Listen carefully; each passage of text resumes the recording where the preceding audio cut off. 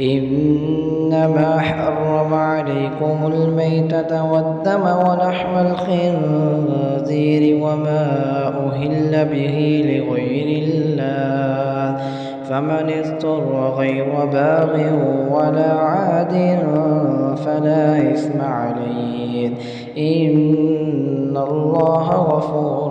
رحيم. إن الذين يكتمون ما أنزل الله من الكتاب ويشترون به ثمنا قليلا أولئك ما يأكلون في بطونهم إلا النار ولا يكلمهم الله يوم القيامة ولا يزكيهم ولهم عذاب